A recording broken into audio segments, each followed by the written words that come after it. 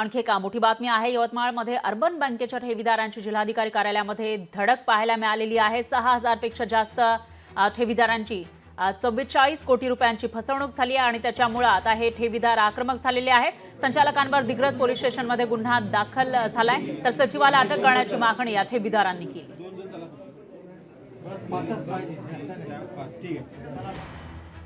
या सातही संचालकांना तात्काळ अटक व्हावी ही प्रामुख्याने आमची 6,200 कुटुंबियांची मागणी होती।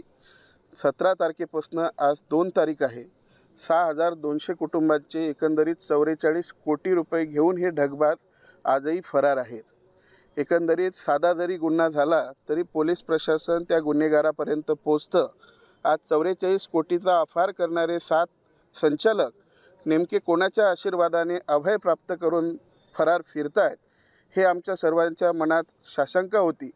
याकरिता आम्ही आज माननीय जिल्हा पोलीस अधीक्षक साहेबांची भेट घेतली, माननीय जिल्हाधिकारी साहेबांची सुद्धा भेट घेतली।